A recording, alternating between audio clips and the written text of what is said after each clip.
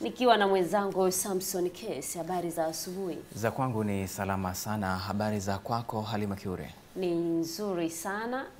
Tumerejeshwa hapa kwa udhamini mwana mtumishi wa Mungu ambaye ametuandalia kongamano kubwa la wafanyakazi na wafanyabiashara siku ya Jumamosi. Umejipangaje kama mfanyakazi na mfanyabiashara bilionea ujae?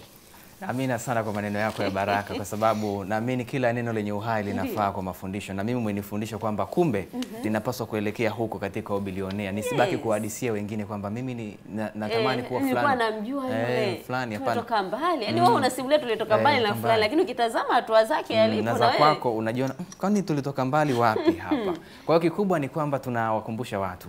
Ukitamani jambo kubwa kwenye kazi yako, ukitamani jambo kubwa kwenye biashara yako, ni vema kuhudhuria kongamano hili kwa sababu ni kongamano la baraka ambalo linaenda kukugusa katika nyanja yako. Unajua uchumi ni sehemu pekee ambayo inakupa freedom, inakupa uhuru. Kuna watu wengine unakuwa na ujasiri unapokuwa na uchumi imara. Sasa uchumi imara unapatikana vipi? Ni kwenye biashara yako, ni kwenye kazi yako. Kile ambacho unakifanya kikienda kikabarikiwa na kutamkiwa neno la baraka na mtumishi wa Mungu, ni hakika kila kitu kitakwenda sawa. Kuna watu wengine unakuta wanatembelea kwenye nyota zao za kibiashara zimechukuliwa na watu wengine. Unakuta mtu mwingine bidhaa nazo ni nzuri kweli kweli, kwenye eneo alilozungukwa hakuna mtu mwenye biashara kama yako, lakini haoni wateja. Kwa hiyo ni vema akafika kwenye kongamano hilo siku ya Jumamosi na akaweza kujichukulia upako huo na kutamkiwa maneno ya baraka na mtumishi wa Mungu. Kabisa. Na itakuwa ni kwa awamu moja tu. Kuna wale wenzangu na mie wengine anasema mimi nitaenda awamu ya pili. Ukitangazwa kongamano tukwambie huaga inakuwa ni awamu moja tu. Kwa hiyo usipange kukosa. Kwa wale ambao watashindwa kabisa kuhudhuria. Jamani, mtumishi wa Mungu amekuwa na maono ya vyombo vya habari na tumeona vikifanyika baraka kweli katika maisha ya watu. TV zitakuwa live, radio zote, mitandao yote. Yaani sijui utasema ni wapi umepitwa kwa sababu atakuwa na kipi cha kuzungumza kwamba mimi nilishindwa kufuatilia kwa sababu labda Facebook. Sababu kama utakuwa umetingwa, unaweza ukaweka earphone ukawa unasikiliza, sababu unasema nyingine unasema sitapata muda kukaa kuangalia TV moja kwa moja. Lakini unaweza kuweka tu kamba yako moja ikaenda sikioni ukawa unasikiliza. Lakini pia sasa hivi radio zetu hizo za baraka zinapatikana kwenye zile radio box na app nyingine mbalimbali za kisasa. Kwa hiyo mtu anafungulia popote pale alipo, uwe wapi. Mwingine atumie Zoom, ana simu yake smartphone inamwezesha kupata hiyo app. Anaendelea hapo, neno linaendelea na yeye anaendelea kufanya kazi. Kabisa. Sasa basi ni wasaa mzuri wa Gumzo, ndiye mdhamini ndani ya dakika chache hizi. Katika Gumzo la leo mambo ni mengi yanaendelea kabisa. Lakini tunaambiwa mwanzoni mwa mwaka huu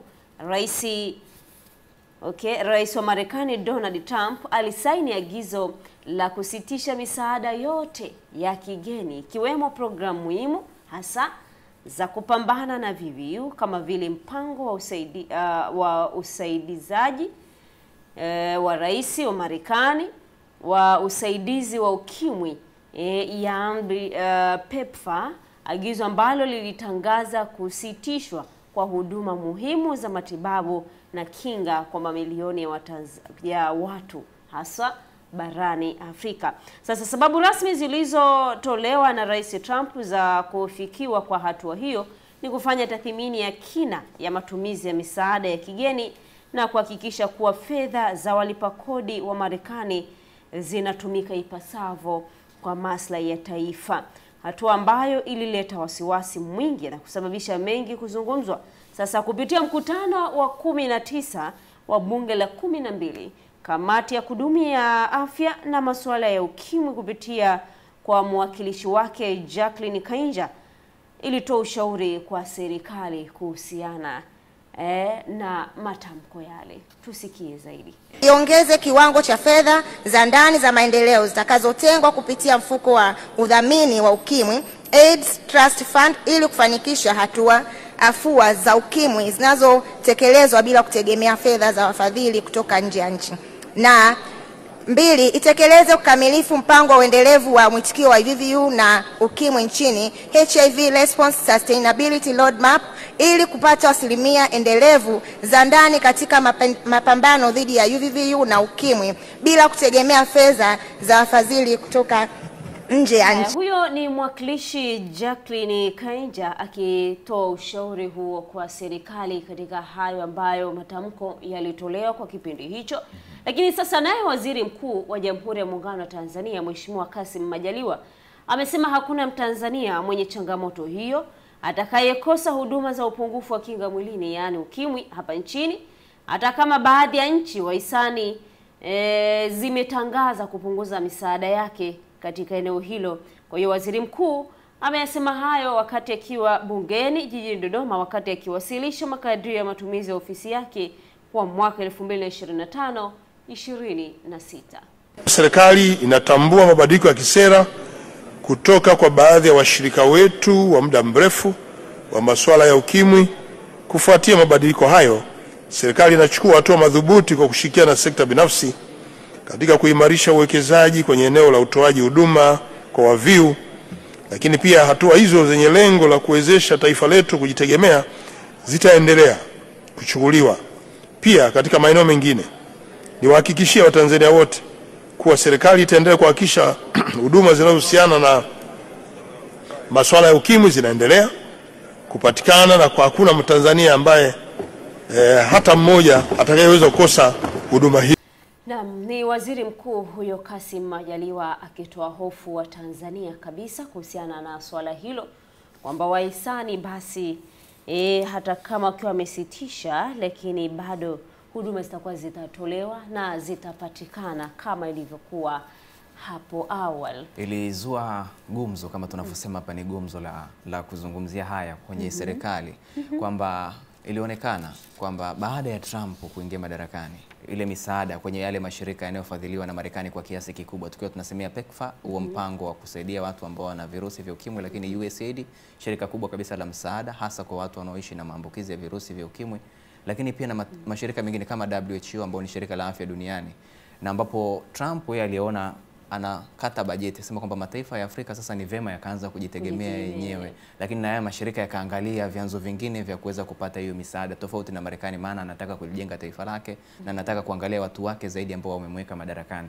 Lakini hiyo ikazua mtafaruku zaidi, kwa sababu nchi zetu ni moja ya nchi ambazo zinaguswa na misaada ya mashirika haya yote, WHO, PEPFAR, lakini pamoja na USAID. Kwa hiyo watu wakabaki katika hali ya wasiwasi, hasa wale ambao wanapokea kwenye madirisha ya dawa hizi kwamba tunakwenda kuzipata. Na zikaanza taarifa mbalimbali ambazo baadaye ambapo waziri wa afya Jenista Mhagama alikuja aka clear the air, yani akaweka mambo sawa, akamwambia hizo ni taarifa fununu ambazo hazipo, hazina ukweli wowote. Serikali kupitia Wizara ya Afya itazidi kuhakikisha wale watu ambao wanapitia changamoto hiyo wanapata zile huduma. Kwa hiyo watu waondoe wasiwasi, na tumeona kuna utulivu kwa sasa, na serikali inazidi kuweka msisitizo kwamba wananchi wasipatwe na shida wala tashwishwi kwamba watakosa huduma hiyo. Kwa hiyo ni jambo kubwa serikali kuwajali wananchi wake, sababu ndio walipa kodi wake. Unapopoteza wananchi, umepoteza nguvu kazi, uzalishaji unashuka na pesa inakosekana, hata vile vyanzo vya mapato navyo vinapotea.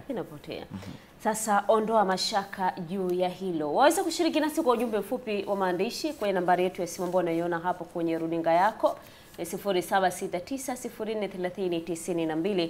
Unayo maoni, unao ushauri kupitia gumzo hili ambalo tunakupatia hapa, basi shiriki nasi. Tukiwa tunaendelea zaidi na gumzo hili, tunaambiwa Naibu Waziri Mkuu na Waziri wa Nishati Mheshimiwa Dr. Doto Biteko amesema uhitaji wa umeme umeongezeka kutoka megawati 170.5 kwa mwaka 2022-23 mpaka megawati 1645.25, sawa na ongezeko la megawati 174.7 kwa mwaka 2024. Lakini Dr. Biteko ameyasema hayo huko jijini Dodoma kwenye uzinduzi wa taarifa za maendeleo ya sekta ya nishati kwa mwaka huo wa 2023-24, ambazo ni taarifa 3 za umeme, gesi na mafuta, ambapo amesema kutokana na taarifa hiyo ya EWURA iligundua mahitaji hayo ya umeme sasa yameongezeka na kufikia megawati 254. Taarifa imeonyesha vile vile ukuaji wa mahitaji ya umeme, ambapo katika kipindi hiki tumetoka kwenye ukuaji wa megawati 170.5 mwaka 2022-23 mpaka kufika megawati 1645.25, sawa na ongezeko la megawati 174.7 kwa mwaka. Na Kama tungechukua taarifa ya leo, maana hii ni ya mwaka wa jana, leo tunavyozungumza demand yetu peak yake imefika megawati 1900. Maana yake ni kwamba katika kipindi cha mwaka mmoja mahitaji ya nishati ya umeme nchini yameongezeka na sasa tumefika megawati 254. Megawati 254 ni sawa na kujenga mradi wote upi wa Kidatu. Ujenge mara moja. Maana yake ukuaji wa uchumi wa nchi yetu kiashiria kimoja wapo ni hiki. Na mtu akija kukwambia kwamba uchumi haukui, moja ya kipimo cha kujua uchumi unakuwa, angalia namna taifa hilo linavyotumia umeme. Na hapa mtaona kwamba ukuaji wetu ni mkubwa mno. Taarifa imetupa tahadhari vile vile. Imetuonyesha kuwa itakapofika mwaka 2035 mahitaji ya umeme nchini yatafika megawati 855. Na itakapofika mwaka 2030 mahitaji ya juu peak demand ya umeme nchini itafika megawati 4878. Taarifa ya EWURA hii tulionayo imetuonyesha hatari ya kule tunapokwenda, tujiandae kuikabili hatari. Itashangaza sana hatari tumeiona leo, alafu tusichukue hatua leo kwa ajili ya kuikabili. Haya mtazamaji, ni gumzo hilo, na hapo basi ni katika upande wa nishati hiyo ya umeme. Lakini hapo amezungumzia vitu vitatu: umeme, gesi na mafuta. Na mafuta. Kwa hiyo ni nishati muhimu sana hizo katika maisha ya mwanadamu kwa sasa. Tena kwa sasa ikiwa tunazungumzia nishati safi. Ambayo ni umeme sana sana na gesi. Mafuta tukianza kuyaweka kando kwa sababu ya kile ambacho kinazalishwa. Lakini kikubwa hapo umeona kwamba tunazidi kukuza matumizi. Na matumizi yanaongezeka, unayaona kwa sababu gani? Sasa hivi tunaongelea uwekezaji mkubwa. Tunaongelea viwanda. Ukienda hapa maeneo ya karibu nje kidogo ya Dar es Salaam, Bagamoyo, Pwani, imeanza kuwa na viwanda vingi vya uzalishaji, vya uzalishaji wa mali. Tunaona sasa hivi viwanda vya sukari vipo Bagamoyo. Watu kwa nadhani inaweza kufanyika tu Morogoro, kule Kagera, lakini sasa hivi na sukari inayotoka Bagamoyo. Kwa hiyo kikubwa ni kwamba uwekezaji umeongezeka, matumizi yanaongezeka, na kadri tunavyozidi kwenda matumizi yanazidi kuwa makubwa. Umeona hapo megawati 855 zinakuja kutumika kwa mwaka 2035 utakapofika huko megawati. Lakini mwaka 2030 ukiangalia ni 4000 na pointi. Sasa ni wazi kabisa tunakoelekea. Hata huu tunaosema tunazalisha hapa JNPP unaenda kuwa tena mdogo, kwa sababu tutatafuta vyanzo vingine ambavyo inabidi sasa ndio viwe hizo gesi asilia, makaa ya mawe kule Liganga na Mchuchuma. Ukiangalia kule Songas gesi inayotokea Mtwara. Kwa hiyo ni vitu ambavyo vinatakiwa vizalishwe kwa wingi, kwa sababu tunazidi kuongezeka. Watanzania tupungui. Tulikuwa milioni 54 mwaka 2012, sasa tunaongelea milioni zaidi ya milioni 60 mwaka 2022 sensa.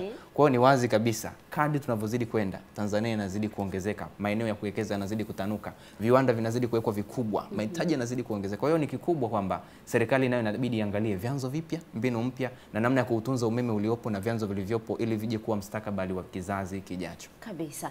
Ni gumzo hilo mtazamaji, tukiwa tunafikia hapo, lakini bado tunaendelea na gumzo kujua huko kwingineko mataifa ya wenzetu. Gumzo ni nini huko?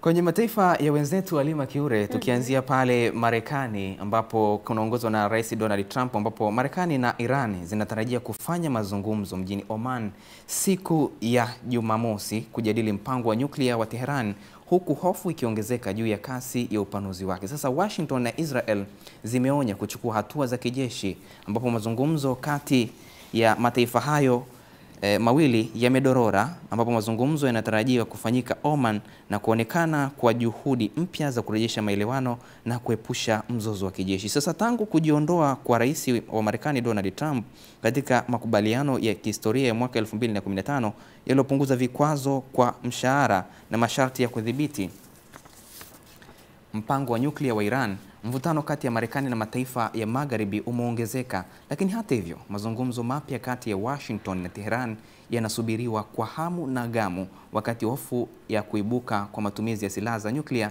ikiendelea kutamalaki katika ukanda huo, ambapo Marekani inajitahidi kuweka makubaliano sawa ili kuhakikisha kwamba inaweka mkakati mzuri na mpango mzuri wa kuhakikisha hizi nyuklia zinazidi kuwa ni sehemu salama, kwa sababu katika silaha ambayo ni hatari zaidi kwa maisha ya binadamu ni nyuklia. Tunakumbuka kule Japan kwenye maeneo ya Nagasaki na Hiroshima ambapo kulitokea shambulizi la Marekani kuipiga nchi ile kwenye hayo maeneo mpaka leo wanazaliwa watu ambao wana upungufu. Kuna watu wanazaliwa viungo vingine havijakamilika, ni kutokana na ile kemikali ya nyuklia iliyotokea, ambayo unaambiwa nyuklia ikipigwa ina uwezo wa kuifanya kawe ikawa juu chini, yani kwamba makazi yakaenda chini, ardhi inapinduka, ya juu inashuka chini, ya chini ndio inapanda juu. Sasa wanaambiwa kemikali zinazopatikana kwenye nyuklia pia ni hatari, lakini ndo bado binadamu wanaendelea kuzitengeneza, na ndo unakuta baadhi ya nchi zingine mifugo haiwezi kustahimili wala mimea yoyote haiwezi. Sasa ndo tunaona wenzetu ambao wanaathirika wakipata watoto watu wanatoka pungufu, ulemavu, wengine viwete kabisa. Na mpaka leo kwa taarifa zilizopo ni kwamba Marekani wanazidi kulipia gharama ile, wanazidi kulipa fidia kwa ule uharibifu uliotokea miaka hiyo.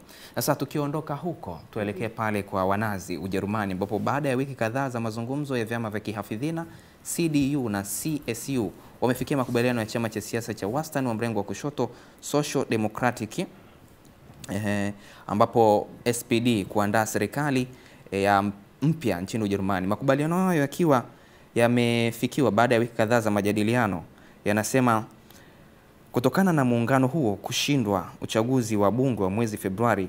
Baada ya kufikiwa kwa makubaliano hayo, serikali mpya ya Ujerumani imeanza kuangazia changamoto nyingi za kimataifa na za ndani zinazokabili taifa hilo. Lakini kansela mteule Friedrich Merz alisema vyama hivyo vitafanya uchaguzi mwezi wa 4 ili kuhakikisha kwamba kwa pamoja kile ambacho Ujerumani inakihitaji kwa dharura, na kwamba serikali hiyo ya mseto itakuwa na kauli ya pamoja ya kutamatisha kile ambacho inakiamini. Lakini makubaliano ya serikali ya mseto ni ishara ya mwanzo na ishara yenye nguvu kwa nchi yao, ambao mwelekeo wa kisiasa unaonekana kuwa katika hali ya umoja. Sasa uwezekano wa kupata uraia wa Ujerumani baada ya kuishi Ujerumani kwa miaka 3 upo wazi, na utawala huo umewahakikishia watu kwamba baada ya muda wa kukaa miaka 3 ndani ya Ujerumani kuna uwezekano wa kupata uraia wa kudumu.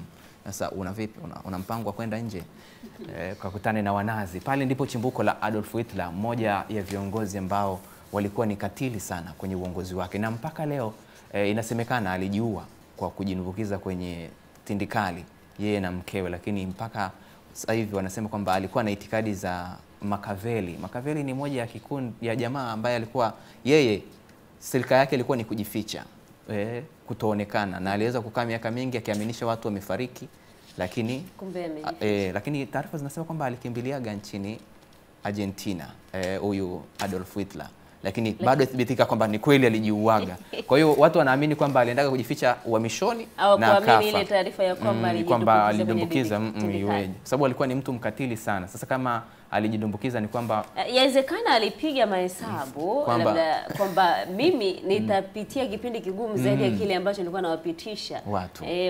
Kwa hiyo akaamua ajimalize mwenyewe, asipite kwenye mikono ya watu kumuumiza zaidi. Na umeona mabadiliko hapa kwenye nchi ya Ujerumani. Tukiangalia kwa kipindi cha muda mrefu Halima, kansela aliyekuwepo kipindi kile alikuwa anaitwa Angela Merkel. Ni kansela ambaye ameongoza Ujerumani kwa zaidi ya miaka 14.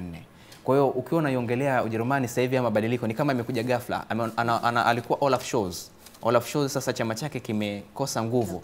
Anakuja Friedrich Merz. Ndani ya muda mfupi sana, hata miaka 5 haijapita toka kansela wa Ujerumani Angela Merkel kustaafu. Kwa hiyo tunaona kwamba kama siasa za Ujerumani zimechangamka, zinaenda kuwa za tofauti. Vyama SDU, CSU vikizidi kupokezana vijiti, lakini vingi vikihitaji kutengeneza serikali ya mseto ambayo Merz amesema kabla ya mwezi wa 4 kutamatika huu kutaenda kufanyika uchaguzi na mambo yatakwenda kuwa sawa pale Ujerumani. Kwa hiyo kuna namna ambavyo wanapitia hali ya mbadilishano madaraka. Yes, na ambao unaleta matunda mazuri ndani ya hilo taifa lao.